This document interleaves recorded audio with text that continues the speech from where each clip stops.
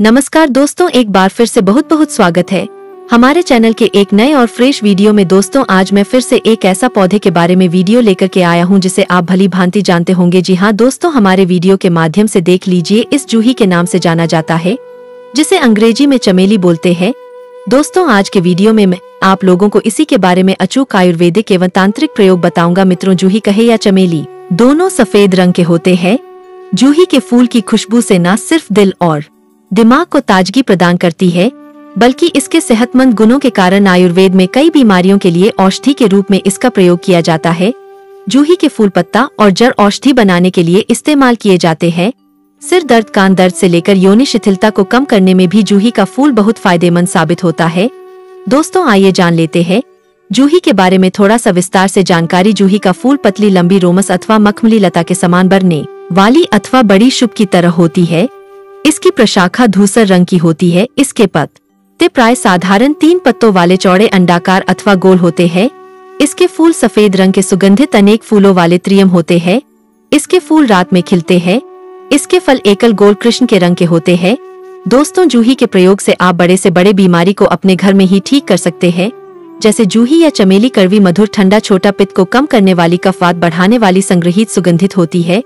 ये मुख रोग, आंखों का रोग, दंत रोग, सिर दर्द, घाव, विष रोग, रक्त पित्त या जलन, रक्त संबंधी रोग, त्वचा संबंधी रोग व शुगर को कम करने वाली होती है। दोस्तों, इसके बाद आइए जानते हैं इसे और अन्य भाषा में किस नाम से जाना जाता है। तो इसका वनस्पतिक नाम जैस्मिनम ऑनरिक्यूलेट है। हिंदी में जूही, जुई, संस्कृत में युथिका, गणिका, गुजराती में जूही इत्यादि नामों से जाना जाता है। इसे आपके यहाँ किस नाम से जानते हैं, हमें कमेंट जरूर बताना। दोस्तों, वीडियो थोड़ी भी अच्छी लगती है तो वीडियो को लाइक जरूर करना। और हाँ दोस्तों, हमारे चैनल में इस प्रकार के आयुर्वेद से जुड़े जानकारी आप लोगों के फ्री में बताया जाता है। तो अगर आप भी इस प्रकार के जानकारी फ्री में सीखना चाहते हैं तो हमारे चैनल प्राचीन ज्ञान को सब्सक्राइब जरूर कीजिएगा और साथ ही साथ इस वीडियो को अपने दोस्त, यारों, घर परिवार वालों में आगे शेयर जरूर कीजिएगा। संगीत। दोस्तों, अब आइए जानते सबसे पहले फायदा जूही के बारे में। तो सिर दर्द में आप जूही का प्रयोग कर सकते हैं। अगर आपको काम के तनाव और भागदौड़ भरी जिंदगी के वजह से सिर दर्द की शिकायत रहती है तो जूही का घरेलू उपाय बहुत लाभकारी सिद्ध होगा। आजकल सिर दर्द से बहुत से लोग परेशान रहते हैं, तो इसके लिए आपको दालचीनी और जूही दोनों को मिलाकर के तेल में पका लेना है और अच्छी तरह सेने के बाद नाक में डालने से कैसा भी सिर के दर्द हो जड़ से समाप्त हो जाएगा। दोस्तों, आंखों का जलन भी जूही के फूल का प्रयोग करके दूर कर सकते हैं।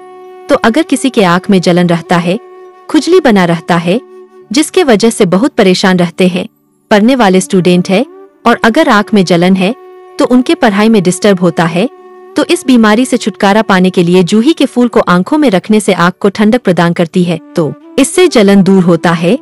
या इसके फूलों को अच्छी तरह से पीसकर आंखों के बाहर लगाने से भी जलन में राहत मिलती है।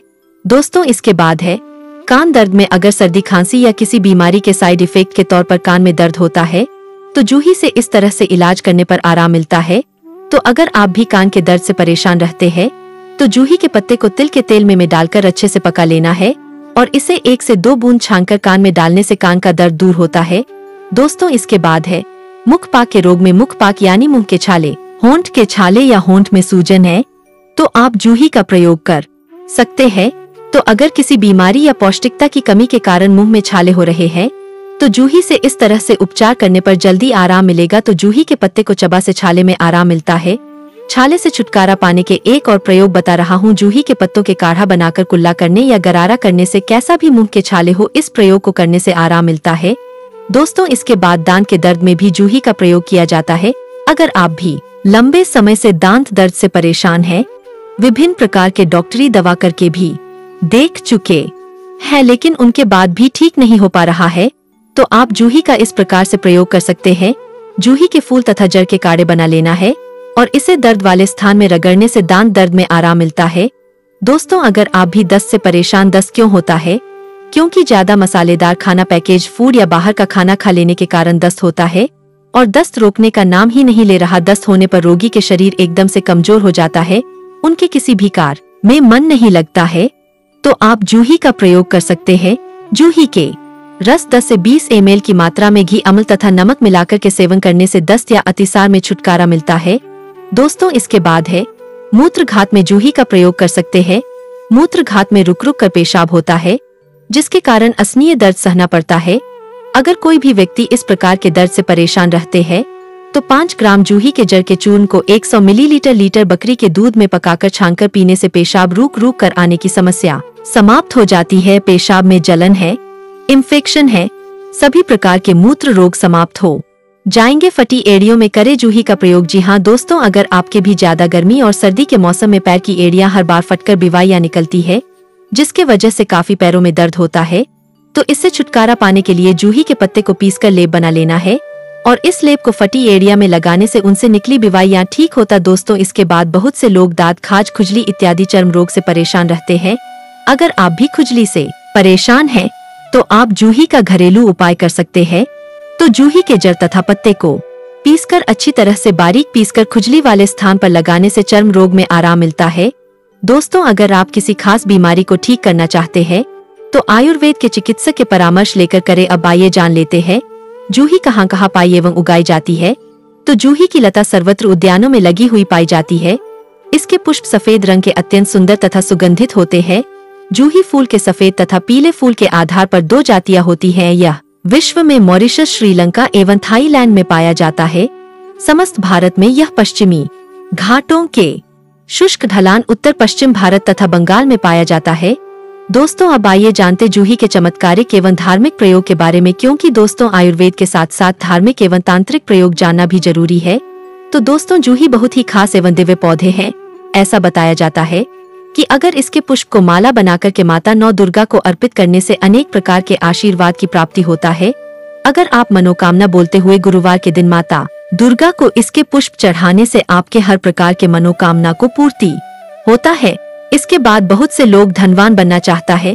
वह चाहता है कि हमेशा उनके पास पैसों की गड्डियां भरे रहे, कभी भी पैसों की कमी ना हो। तो आप गुरुवार के दिन इसके छोटे से जल लाकर के धन स्थान में रखने से कभी भी धन की कमी नहीं होगी एवं आपके पास हमेशा पैसे आते रहेंगे। इसके बाद बहुत से लोग चाहते हैं कि उनका अध्यात्म उन्नति हो, उनको नौकरी में प्रमोशन मिले। बहुत से लोग बोलते हैं कि गुरुजी हम बहुत मेहनत करते हैं, लेकिन उनके बाद हमें नौकरी की प्राप्ति नहीं हो पा रही है। इंटरव्यू में जाते हैं फिर भी पास नहीं हो पाते। तो आप जूही के जड़ को अपने गले में धारण करने जाइए, आपको नौकरी में प्रमोशन मिलेंगे। अब मैं नहीं बोलूंगा कि इसके पहनने की तुरंत नौकरी मिल जाए, इसे पहनने के बाद आपको मेहनत करना भी जरूरी है। मित्रों, इसके बाद बहुत से लोग तंत्र बाधा से परेशान रहते हैं। किसी जादू टोना कर दिया होता है, जिसके चलते वह व्यक्ति कुछ भी नहीं कर पाता, बहुत परेशान रहते हैं। दिन भर उसी के बारे में सोचते रहते हैं, कुछ समझ में नहीं आता क्या करे। तो आप शनिवार के दिन जूही के जड़ को लाकर के विधिवत पूजा करके अपने गले में धारण करें, तो इससे भी तंत्र बाधा दूर होता है एवं आपके अध्यात्म उन्नति होते हैं। तो दोस्तों, आज के लिए बस इतना जानकारी जूही के बारे में मिलते हैं। अपने अंदर अनेक चमत्कारी शक्ति समेटे हुए है। इस वीडियो को ध्यान से देखना और जरा सा भी मिस मत करना। आज से हमारे चैनल अनमोल जानकारी में पेड़ पौधे के कायाकल्प जानकारी शुरू हो चुका है, जो शायद आज तक किसी ने आपको नहीं बताया होगा। आयुर्वेद की जानकारी हर कोई बता देगा, लेकिन किसी पेड़ पौधे जड़ी बूटी की कायाकल्प जानकारी केवल कुछ ही गिने चुने लोगों को होता है, जिन पर प्रभु धन्वंतरी और माता प्रकृति की कृपा होती है। दोस्तों, कहते हैं ढूंढने से भगवान मिल जाता है, लेकिन भगवान उन्हीं को मिल पाता है जो सच्चे दिल से पूर्ण समर्पण के साथ खोजे। उसी प्रकार ज्ञानी व्यक्ति को ज्ञानी मिल जाते हैं। जैसे आप और हम सब एक दूसरे से ज्ञान इस चैनल के माध्यम से ले रहे हैं और आपस में शेयर भी कर रहे हैं। तो देरी न करते हुए चलिए हम वीडियो की मेन टॉपिक की ओर आगे बढ़ते हैं। दोस्तों, भगवान शंकर ने माता पार्वती जी को जिस कल्प के बारे में बताया है, आज मैं आप लोगों को उसी कल्प चमत्कारी पौधा के बारे में बताऊंगा। भगवान शंकर ने स्वयं जड़ी बूटी को माता पार्वती और अपने स्वरूप बताए हैं, क्योंकि दोस्तों पेड़ पौधे जड़ी बूटी भगवान भोलेनाथ और माता पार्वती जी के भांति ही मनुष्य की प्राणों की रक्षा करते हैं, मनुष्य के रोगों को दूर करते हैं। दोस्तों, भगवान भोलेनाथ माता पार्वती जी को कहते हैं कि हे देवी, इस ज्ञान को कान लगाकर ध्यान पूर्वक सुनना, ये जानकारी देवताओं को भी दुर्लभ है। हे पार्वती, इस गुप्त ज्ञान की जानकर्ता देवराज इंद्र को भी पराजित कर सकता है, अपने उम्र को रोक सकता है, इच्छा अनुसार कहीं भी वायु वेग से विचरण कर सकता है, अपने शरीर की कायाकल्प कर सकता है, अपने हितैषी और कुटुंबजनों की शारीरिक समस्या को चुटकियों में दूर कर सकता है। हे पार्वती, इस ज्ञान की जानकर्ता स्वयं अमृत तक बनाने में समर्थवान हो जाते हैं। भगवान भोलेनाथ माता पार्वती को इस जड़ी बूटी की प्रशंसा करते हुए थकते नहीं और आगे भी उन्हें कहते हैं कि हे देवी, इस दिव्य कायाकल्प बूटी से मनुष्य चाहे तो मेरे जैसे जन्म मरण से मुक्त हो सकते हैं, इंद्र जैसा बलशाली और सूर्य जैसा अलौकिक तेजवान बन सकता है। तो दोस्तों, देरी न करते हुए जान लीजिए आखिर वह पौधा है क्या जिसके प्रभु भोलेनाथ ने इतनी प्रसन्न न किया। दोस्तों, वह कोई और पौधा या जड़ी बूटी नहीं बल्कि हमारे घरों के आसपास में पाए जाने वाले पौधा अपराजिता है। दोस्तों, एक खास बात जान लीजिए, सृष्टि के प्रारंभ में ब्रह्मदेव ने प्रभु भोलेनाथ और माता प्रकृति की आज्ञा से सर्वप्रथम इसी पौधे को उत्पन्न किए। दोस्तों, वीडियो को छोड़कर मत जाना, सारा ज्ञान तो अब मिलने वाला है। दोस्तों, अब इस पौधे का नाम बता दिया हूँ तो इस पौधे के और नाम भी जान लीजिए जिससे आपको पहचान करने में आसान हो। दोस्तों, इस पौधे को कई जगह कोयल, कारीजात, विष्णुकांता तथा इसे लक्ष्मी प्रिया भी कहते हैं। इसे अंग्रेजी में ब्लूबेल वाइन, कॉर्डोफन और डार्विन मटर के नाम से भी जाना जाता है। इसे देवताओं की भाषा में गिरी कर्णिका कहा जाता है। दोस्तों, वैसे तो ये 3 प्रकार के होते हैं, सफेद, नीला और काला, लेकिन मुख्यतः इसके 2 प्रकार सफेद और नीला बहु उपयोगी और कल्याणकारी माना जाता है। भगवान भोलेनाथ ने इसके सफेद पुष्प वाले पौधा के अलौकिक फायदे को, चमत्कारी प्रभाव को माता पार्वती जी को बताए है। तो दोस्तों, आप भी इस जानकारी को ध्यान से मन लगाकर सुन। भगवान शिव जी इसके सफेद पौधा के अलौकिक प्रभाव बताते हुए कहते हैं कि हे पार्वती, ज्ञानी मनुष्य को पुष्य अथवा हस्त नक्षत्र में या सूर्य अथवा चंद्र ग्रहण में इस पौधे के पुष्प और जड़ को एकत्रित कर लेना चाहिए तथा समय आने पर इसका उपयोग करे। आइए जानते हैं। इस श्लोक के माध्यम से अंगस्योद्वर्तन कृत्वा स्वयोन्या वापि लेपे भूयांसस्तेन जीवंती यावत जीवन संशयः। भगवान शिव कहते हैं इसके पुष्प और पंचांग का उपटन करने से मनुष्य के शरीर वज्र के समान हो जाता है, वह मनुष्य अधिक काल तक जीता है। उसी प्रकार कोई स्त्री इसके पुष्प का उपटन योनि में लेप करे तो चीर यौवन को प्राप्त कर अधिक काल तक जीता है। इसमें संदेह नहीं है, किंतु इसे सिद्ध करने का मंत्र भी है, तब यह सारे लाभ देगा। मंत्र बहुत छोटा है, वीडियो के आखिरी में बताऊंगा, उससे पहले इसके और फायदा को भी जान लीजिए। प्रभु भोलेनाथ जी इस पौधे का प्रभाव बताते हुए इस श्लोक में कहते कि हे पार्वती जी, ललाटे तिलकन कृत्वा यं पश्यति मानवा दृष्ट मात्रेन दुष्टोपी कुर्यादाज्ञा स्वदास्वत। इस श्लोक में भगवान शिव जी कहते हैं कि हे पार्वती, कृष्ण पक्ष के अष्टमी या चतुर्दशी तिथि को मनुष्य अगर कसाव रहित श्वेत वस्त्र धारण करके मेरे शिवलिंग के समीप या मेरे शिवालय में जाकर मेरे पूजा करे, फिर इसके पुष्प को घी में मिलाकर एक गुटिका बना ले। गुटिका का मतलब गोली होता है दोस्तों। फिर गुटिका को धूप में सुखा देवे। फिर जब प्रयोग करना हो तो कृष्ण पक्ष के अष्टमी या चतुर्दशी तिथि को इसके गुटिका को खिसकर मस्तक पर तिलक लगाना चाहिए। इसके तिलक लगाकर मनुष्य जिस किसी को देखेगा वह मनुष्य दास बन जाता है। दुष्ट से दुष्ट मनुष्य भी आज्ञा का पालन करने वाला हो जाता है। इसका तिलक लगाकर मनुष्य जो बोलेगा इसके प्रभाव में रहे मनुष्य वैसा ही बर्ताव करेगा। हे देवी, इस ज्ञान को किसी को नहीं बताना चाहिए, किंतु मैं आपको बता दिया हूँ। ज्ञानीजन इस ज्ञान को छिपाकर रखते हैं और इस ज्ञान को छिपाकर रखने में ही भलाई है। दोस्तों, आपसे भी निवेदन है, इस जानकारी को कृपया गुप्त रखने का प्रयास करें। भगवान भोलेनाथ इस पौधे का और भी लाभ बताते हुए कहते हैं कि इसके जड़ को मुख में धारण करके शत्रु के पास जाने से शत्रु भी वश में हो जाता है। प्राचीन समय में मनुष्य जब युद्ध होता था तो इसके जड़ को मुख में धारण करके शत्रु सैन्य को मोह लेता था, अर्थात वश में कर लेता था। अब आइए इसके आयुर्वेदिक लाभ जानते हैं। फिर मैं इस पौधे को जागृत करने वाला सिद्ध मंत्र बताऊंगा, जो मंत्र भोलेनाथ ने पार्वती जी को बताया था। दोस्तों, इस अपराजिता के फायदे आयुर्वेद में अनेक है। आयुर्वेद के विशेषज्ञों के अनुसार इसके फूलों से बीजों को निकालकर अवलेह बना ले तो यह पेचिश को मात्र 3 दिनों में ठीक कर देती है।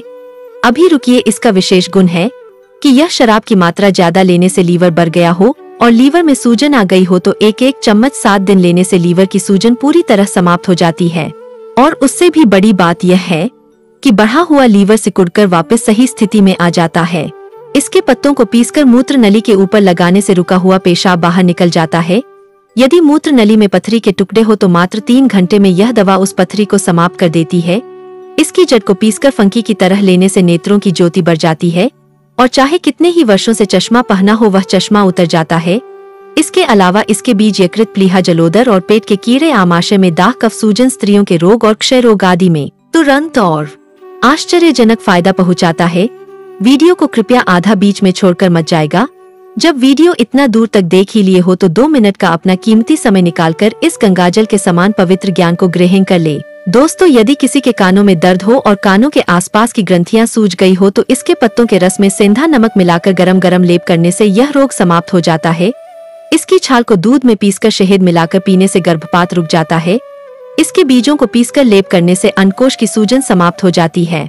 दोस्तों, ये थे इसके आयुर्वेदिक फायदे। अब इस पौधे को सिद्ध करने का मंत्र बता रहा हूँ जिसके बिना यह पौधा प्रभावहीन है। ओम अमृते अमृत प्रभे सर्वसिद्धेश्वरी अमित प्रभे स्वाहा। भगवान शिव कहते हैं, इति मंत्रेण सद्धाभिमंत्रितं कृत्वा यथोक्तमुपयोजे। अर्थात इस मंत्र को 7 बार पढ़कर ही इस पौधे को लाना तथा प्रयोग करते समय भी कम से कम 7 बार यह मंत्र अवश्य बोलना चाहिए, तब यह